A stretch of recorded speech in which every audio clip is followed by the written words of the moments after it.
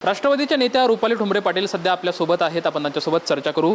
ताई, दिवंगत नेते अजित पवार यांच्या विमान अपघाताच्या नंतर त्या अपघाताची चौकशी व्हावी यासाठी रोहित पवार आहेत ते सातत्याने आवाज उठवताना दिसतायत। आज सुद्धा रोहित पवार जे आहेत ते मुंबईच्या मरीन लाईनमधल्या पोलीस स्टेशनमध्ये गेलेले होते। PSR कंपनीवरती गुन्हा दाखल व्हावा अशी त्यांची मागणी होती, मात्र गुन्हा झाला नाही। तुम्ही कसं बघताय याकडे?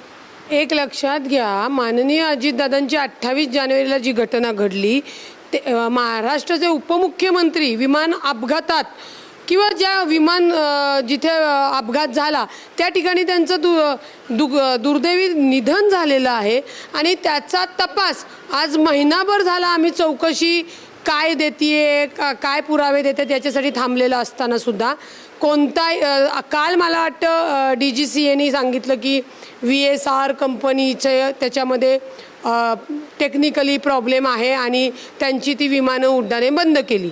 मुळामध्ये ती उड्डाणं बंद करताना त्यांना परमिशन कुणी दिली ती? तर याच महासंचालकांनी दिली होती। ती कुणी दिली? तो जो कोण अधिकारी आहे त्याच्यावर गुन्हा दाखल व्हायला पाहिजे। म्हणजे राज्याच्या उपमुख्यमंत्र्याचं ही घटना घडून सुद्धा जर तपास यंत्रणा एवढ्या असंत गतीने काम करत असतील तर साहजिकच आहे की कोणीही संविधानाचा कायद्याचा वापर करणार। आणि म्हणून आमदार रोहित पवार जर गुन्हा दाखल करायला गेलेले आहेत, तिथल्या PIचं काम आहे, पोलीस हे कायद्याचे रक्षक आहेत, त्यातनं ज्यांच्याकडे तुम्ही नोकरी करता त्या महाराष्ट्र राज्याचे उपमुख्यमंत्री ची घटना आहे। त्याच्यामुळे ॲज पर रूल आणि लॉ बघायला गेलं तर मरीन ड्राईव्हच्या पोलीस स्टेशनच्या PIनी गुन्हा दाखल करून घ्यायला हवा होता। त्यांनी गुन्हा दाखल नाही करून घेतला, म्हणजेच कायद्याचे जे रक्षक आहेत तेच भक्षक बनलेले आहेत। जर एखाद्या आमदारांना ही वागणूक मिळत असेल, राज्याच्या उपमुख्यमंत्र्यांचा गुन्हा दाखल करून घेत नसतील, तर सर्वसामान्यांनी कुणाकडे बघायचं? नको ते गुन्हे लगेच दाखल करून घेतात। काय आहे, मला अत्यंत खेदाने सांगावं लागतंय की पोलीस यंत्रणा डॉक्टर बाबासाहेब आंबेडकरांच्या घटनेने संविधानाने काम करताना दिसत नाहीये। तुमचं काम आहे की तिथं तो गुन्हा दाखल करून घेणं, त्यांचा अर्ज घेणं, त्याच्यानुसार जी काही पुढची कायदेशीर प्रक्रिया आहे ती करणं। परंतु मेरीन ड्राईव्हचे जे पोलीस स्टेशनचे अधिकारी आहेत, मला त्यांचं नाव नाही माहिती, मी फोटो बघितला आहे त्यांचा फक्त, त्यांना घरी बसवणं गरजेचं आहे। जर कायद्याचं ज्ञान त्यांना एवढं नसेल, मग त्यांनी काहीतरी वाक्य वापरलं, FIR घ्यायची का नाही माझ्या अधिकारात आहे, नाही, FIR तुम्हाला घ्यावीच लागल, त्याचे पुरावे आणि एव्हिडन्स आहेत। कायदा हा तुमच्या बापाचा नाही। म्हणजे जे पोलीस आहेत, जे स्वतःला फार मोठे समजतात, तर पोलिसांनो, तुमच्या बापाचा कायदा नाही, डॉक्टर बाबासाहेब आंबेडकर यांच्या बापाचा तो कायदा आहे आणि त्यांच्याच कायद्यानुसार तुम्हाला वागावं लागेल। अत्यंत म्हणजे जे काही PIनी वर्तणूक केलेली अत्यंत चुकीची आहे। तुम्हाला परत सांगते की याच्यामध्ये सर्वसामान्य कुणीही या कोर्टाकडे जाऊ शकतं, तिथे दाखल करू शकतो, तिथनं ते सगळे घेऊ शकतात ते। परंतु पोलिसांना कशासाठी ठेवलेलं आहे? तो PI कुठला पगार घेतोय? नको त्या तुम्ही कंप्लेंट करणार की डोक्याला त्रास नको म्हणल्यानंतर पोलीस यंत्रणा असते की ती FIR घेणार, तुम्ही कोर्टात जाऊन काय खरं खोटं करा। इथे तर राज्याचे उपमुख्यमंत्री माननीय अजितदादांच्या घटनेचा जे आरोपी आहेत, जे पुरावे आहेत, त्याच्यानुसार गुन्हा दाखल करायला लावतात। PIला अडचण काय? आणि जर त्या PIला अडचण असेल ना, तर त्याला त्याच्या या नोकरीवरनं निलंबित करून घरी बसवणं गरजेचं आहे। त्याला वाटत असेल की बाबा सत्ताधारीमध्ये आहोत, आपल्याला कोण करणार नाही, तर मला सांगायचं आहे तुमच्या माध्यमातून सगळ्या सरकारी कर्मचाऱ्यांना, सत्तेच्या माझाखाली राहू नका। तुम्हाला जर घरी पाठवायचं आहे, तुम्ही जर कायद्यातनं काम नाही केलं, तर जरी सत्ताधारीतली काही लोक तुमच्यासोबत असली तरी तुम्हाला निलंबित आम्हाला या डॉक्टर बाबासाहेब आंबेडकरांच्या घटनेने त्यांच्या कायद्याने आम्हाला दिलेले आहेत। आम्ही तुम्हाला घरी बसवल्याशिवाय राहणार नाही। तुमचं काम तुम्हीच कायद्याच्या चौकटीत राहून करणं गरजेचं आहे। आणि हे अत्यंत भयाने की आमदारांना पोलीस स्टेशनमध्ये या गोष्टीसाठी झगडावं लागतंय. आणि कुठल्या गोष्टीसाठी? तर राज्याचे उपमुख्यमंत्री यांची घडलेल्या घटनेचा गुन्हा दाखल करण्यासाठी. मुळात रोहित पवार यांनी काही इव्हिडन्स वगैरे पण तिथं घेऊन गेलेले आहेत. कुणी आला आणि म्हणला गुन्हा दाखल करा आणि मग पोलिसांनी म्हणजे PIनी ते उत्तर दिलं तर मी मान्य करेन. परंतु या प्रकरणामध्ये तुम्हाला गुन्हा दाखल करून घेतलाच पाहिजे. त्या विमान कंपनीचे कोणाशी संबंध आहेत नाही आहेत याचा काही, तुम्ही सत्ताधारातल्या मंत्र्यांशी संबंध जरी असले तरी पोलिसाला ते बघण्याचा अधिकार नाही आहे. तुम्ही तुमचं कर्तव्य केलं पाहिजे. जर तुम्हाला पोलीस ॲक्ट कळत नसल, तुम्हाला जर कायदा कळत नसल तर यांना घरी बसवा. त्यांना ती गरज नाही आहे नोकरीची. कशाला ही चमचगिरी आणि दलालीगिरी करण्यासाठी त्यांना वर्दी द्यायची आहे? घरी बसवायचं त्यांना. गुन्हा तर दाखल होणार. एकतर पोलिसांनी PIनी गुन्हा दाखल करून घ्यावा, नाही करून गेला तर तुम्हाला तर आम्ही घरी बसवणार आणि कोर्टातनं गुन्हा दाखल करणार. जर ही मक्तेदारी वाटत असेल तर कुणाला घाबरू नका. फक्त आतल्या तुम्ही घेतलेल्या नोकरीवर येतानाच्या कर्तव्याला त्याला घाबरा आणि मग कोर्टासमोर आमच्यासमोर उभं राहावं लागेल ना, त्याला घाबरा. आम्ही सोडणार नाही. ही अक्षरशः त्या वर्दी घातलेल्या अधिकाऱ्याची मक्तेदिरी झालेली आहे. ही भाषा तो वापरू शकत नाही आणि कुठला सत्ताधारी तुम्हाला वाचवायला येणार नाही. हेही स्पष्ट भूमिके तुम्ही लक्षात घेतली पाहिजे. खरं तर ताई बघितलं तर अजित पवार यांच्या विमान अपघाताच्या संदर्भात आमदार रोहित पवार असतील, त्याचबरोबर तुम्ही असतील किंवा अमोल मिटकर हेच आवाज उठवताना दिसतंय. बाकी कोणताही नेता खरं तर या अपघाताच्या संदर्भात बोलत नाही. दुसरी गोष्ट म्हणजे जी काही व्यवस्था आहे म्हणजे प्रशासनातली असेल किंवा पोलीस यांच्याकडून सुद्धा चौकशीला एवढी गती मिळताना दिसत नाही. माननीय मुख्यमंत्र्यांनी आम्हाला चौकशीचे आदेश दिलेले आहेत. त्यांनी सांगितले जी जी चौकशी लागेल ती करणार. आता तुम्ही इतर आमदार लोक म्हणतात, त्यांना विषय समजला पाहिजे ना.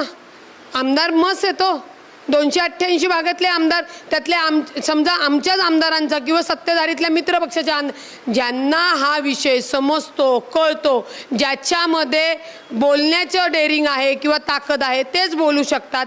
आणि त्याच्या पलीकडं मी सांगितलं की टेक्निकली पुरावे घेऊन आम्ही बोलतोय आणि जे आमचे अश्रू आलेत तिथे आम्हाला आमच्या अजितदादांच्या घटनेची पुराव्यानिशी माहिती हवी, अन्यथा महाराष्ट्रामध्ये उद्रेक होईल हे आम्ही पहिल्यांदाच सांगितलेलं आहे.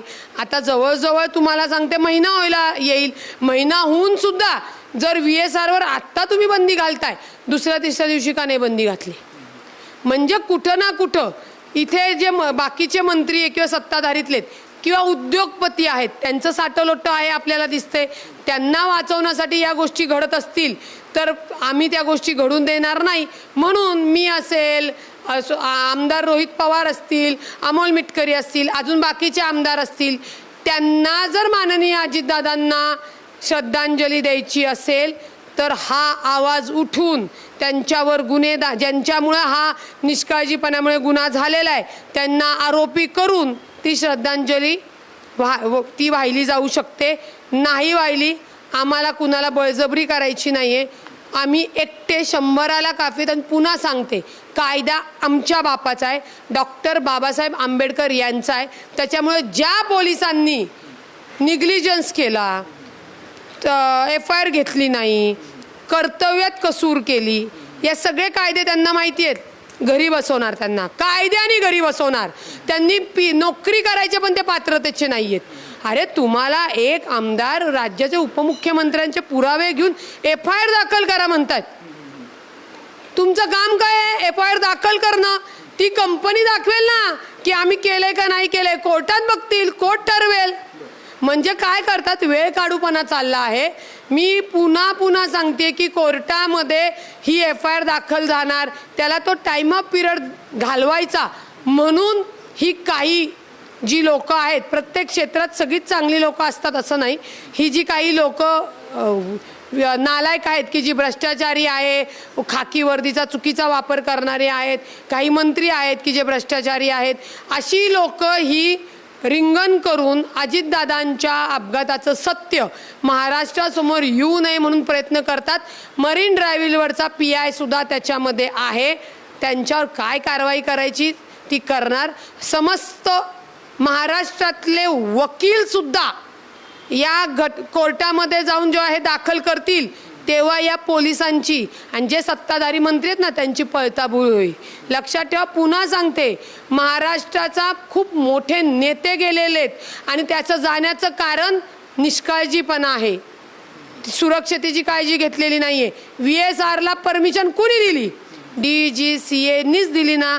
मग तो अधिकारी कोण होता? त्याला आरोपी नको करायला. नको जेव्हा तुम्ही कुठेही एखाद्या SCPचा जाळ लावला, आत्ताच झिरवळ्यांच्या प्रकरणामध्ये, जिथं झिरवळ्यांचा काही संबंध नाहीये, पण त्यांच्या मंत्रालयात किंवा त्यांच्या त्या मंत्रालयाच्या दालनात एका कर्मचाऱ्याने जर हे घेतलं तर तुम्ही त्याच्यावर गुन्हा दाखल केला ना. तेव्हा तिथं बोंबलत काय होते? झिरवळांना करा. म्हणजे जाणीवपूर्वक कायद्याचं उल्लंघन करून कायद्यात न बसणाऱ्या गोष्टी जर करत असतील आणि तेच माननीय अजितदादांच्या बाबतीत जर घडत असेल, आम्ही शांत बसणार नाही. आता बाद झालं तुम्हाला सांगणं, तुम्हाला कायद्याची आठवण करून देणं. आता तुम्हाला आम्हाला वेगळ्या पद्धतीने सांगावं लागेल, एवढं लक्षात ठेवावं. खरं तर ताई, आता जी राज्यसभेवरची सुनेत्रा पवार यांची जी जागा आहे, जी आता रिक्त झाली आहे, त्या जागेवरती पार्थ पवारसाठी सध्या जी चर्चा चालू आहे, मात्र त्याला अंजली दमानी यांच्याकडून विरोध होताना दिसतोय. कोण अंजली दमानी आहे? काय त्यांचा संबंध? सो कॉल स्वतःला सामाजिक कार्यकर्त्या समजणाऱ्या, काय संबंध? पक्ष आमचा, राज्यसभेची जागा आमची, आम्ही ठरवू. तुमचा संबंध नाही बोलायला. त्याच्यामुळे हे सल्ले जे त्यांना सुपाऱ्या देतात त्यांना जुंदा त्यांनी द्याव्या. त्यामुळे अंजली दमानी यांचा कुठलाही संबंध नाही. आमच्या राज्यसभेची जागा आम्ही कोणाला द्यायची हे आमचे अध्यक्ष, आमची पदाधिकारी, आमदार, कार्यकर्ते ठरवेल. अंजली दमानींना आमच्या पदाधिकारी आहेत ना, त्यांचा कुठला संबंध आहे. सो कॉल सुपारी घेणाऱ्या सामाजिक कार्यकर्त्यांनी आमच्या राज्यसभेच्या जागेबद्दल बोलू नये. खरं तर आता बारामतीमधली जी पोटनिवडणूक होणार आहे, या पोटनिवडणुकीमध्ये सुनेत्रा पवार जे आहे ते मैदानात उतरणार आहेत. या पोटनिवडणूक जी आहे ती बिनविरोध व्हावी असे संकेत सुद्धा सुप्रिया सुळे यांच्याकडून मिळत आहेत. नाही, ती ऐका ना, एवढा दुःखाचा प्रसंग आलेला आहे. तिथे माननीय अजितदादा आमदार म्हणून निवडून आले, राज्याचे उपमुख्यमंत्री झालेले आहेत. त्यांचं निधन झाल्यानंतर अहो बारामतीकरवाले तरी जो कोण अर्ज टाकल त्याला सोडतील का? नाही सोडणार. आणि सुप्रिया सुळे ताईंचा जो पक्ष आहे त्याच्या ह्याच्यात त्यांनी संकेत दिलेले आहेत. ठीक आहे ना, म्हणजे ती बिनविरोधच व्हायला पाहिजे. कारण का काही नैतिकता आणि काही गोष्टी असतात. सगळ्याच राजकारणामध्ये सगळेच घाणेरडे नाही आहेत. काही आमची लोक सोडली तर, आणि जी लोक घाणेरडी आहेत त्यांचा बुरखा फाड आता समोरासमोर करणार. सत्तेत जरी असलं तरी आता शांत बसणार नाही. आता नाही. आम्ही आमचा बाप माणूस आणि देव माणूस, महाराष्ट्राने एक कर्तबगार कामाचा माणूस गमवलेला आहे. त्याच्यामुळे ती जी बारामतीची निवडणूक आहे ती बिनविरोध होणार. त्याच्यामध्ये सुप्रियाताईंनी जे संकेत दिलेत त्यांचं स्वागतच आहे आणि त्या तेच करणार होत्या. तरी त्यांचं त्या निर्णयाचं स्वागत आहे.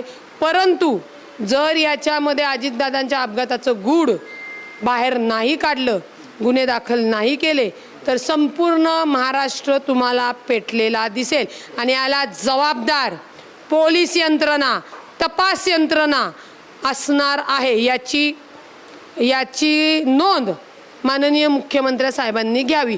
मी तर म्हणते असे अनेक आहेत माझ्यासारखे, जीव गेला तरी बेहत्तर, पण अजितदादांचा जे आरोपी आहेत, गुन्हेगार आहेत, त्यांना सोडणार नाही, एवढं लक्षात ठेवा. आणि खरं तर तुम्ही एका राजकीय पक्षाचं नेतृत्व करतात, त्याचबरोबर ती वकीलसुद्धा आहात. मात्र आज एक पुण्यामध्ये असं झालं की तुमच्या संबंधित असणारा रिलेटिव्ह रॉंग वेने येत असताना एका व्यक्तीने सोबत तुमची बाचाबाच झाली. नक्की तो काय प्रकार झाला, त्याचं म्हणणं काय? ना तुम्ही काय नो एंट्रीतनं जर आले रिलेटिव्ह, फाईन पडला पाहिजे ना. त्या समोरच्या माणसाने गाडी अडवायची आणि डॉक्टर बाबासाहेब आंबेडकरांचा विजय असो, डॉक्टर बाबासाहेब आंबेडकरांचा विजयच असो.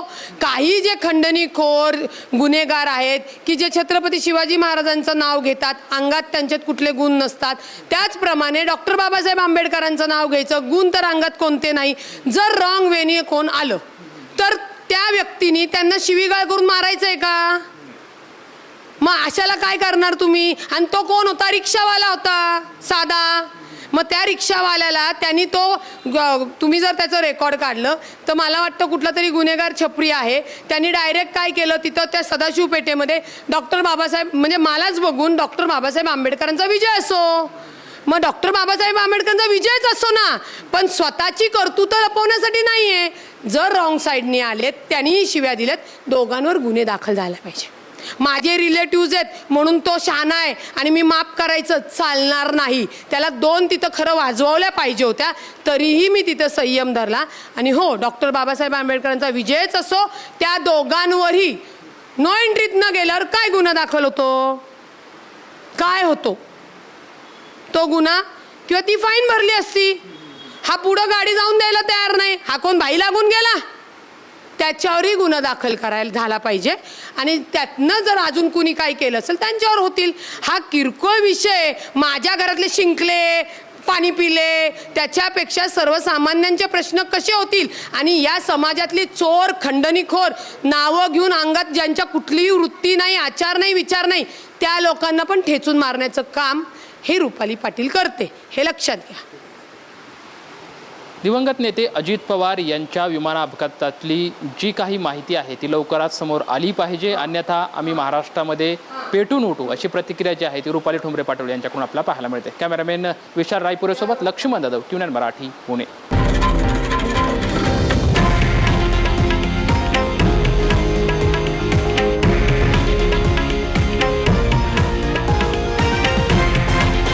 हे आहे देशातील नंबर 1 न्यूज नेटवर्क आणि आपण पाहत आहात TV9 मराठी, एकमेव.